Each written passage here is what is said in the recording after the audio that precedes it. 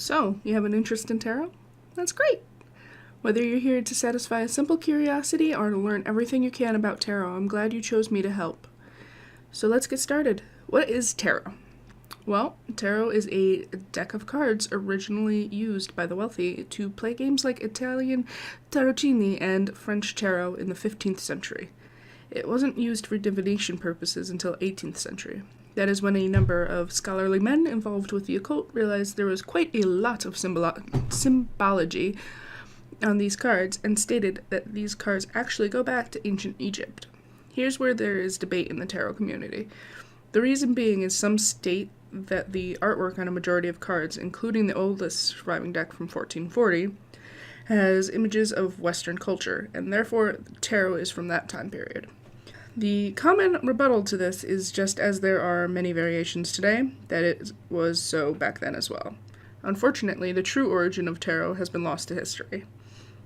So with a long history ranging from the 15th to 21st century, there have been many variations to tarot, far too many to count. Even with all these variations, they share the same basic principle. Most decks have 78 cards total, 22 image cards that make up the major arcana, and 56 cards separated into 4 suits in the minor arcana.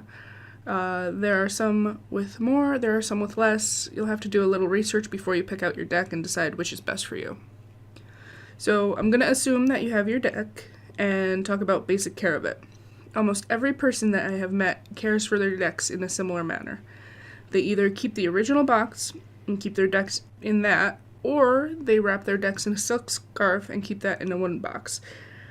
Of course, proper care doesn't mean a shilling if you perform your reading on a dirty surface. Many counter this predicament by placing a cloth on their reading surface. It's usually a separate cloth, but some people use the one they wrap their decks in. So let's get into the basics of a reading. Every tarot reading needs just 3 things. First, the person who's doing the reading, which is known as the reader or the interpreter.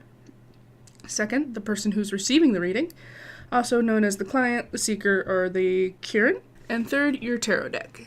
Simple. Now, when performing a reading, you start by having your client concentrate on their question while either you or they shuffle the deck. The next step is laying cards out in a spread. A spread is the pattern that the cards are laid out to be read. Different spreads are used for different purposes. For example, one spread may be better for finding out the relationship between 2 people, while another is better for questions about career. The number of cards used in spreads also varies. The simplest spread uses a single card, while the most complicated spreads can use the whole deck or even multiple decks. For our demonstration, I'm going to show you a simple 2-card spread. Here you will notice that one card is right side up while the other is upside down. Note, you should always read the cards from the reader's direction, not the client's. Now we're going to start explanations with the first card. This card can be referred to as the upright or as being dignified. These show helpful or positive traits of the card. The upside down card can also be referred to as the inverted, reverse, or ill-dignified. These pertain to the unhelpful or negative aspects. So obviously, since the cards are read according to their stance, you shouldn't go through your deck and organize the cards. It will have an effect on your reading. Once you shuffle your cards and lay your spread, all that's left is to interpret the cards to your client. That is a far longer and complicated process that will be saved for another video. So you did a reading. Now what?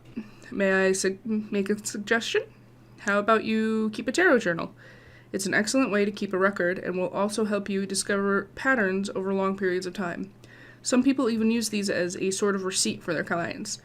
A simple layout for your journal is date, time, type of spread, type of tarot deck, what the question was, a list of the cards in the order of the spread, then your interpretation of the spread. Naturally, make sure you keep these records in a safe place, as the information should be kept confidential. Congratulations, you survived the introduction to tarot, and now have a basic understanding. If you want to further your knowledge, just keep doing what you're doing and researching. Good luck!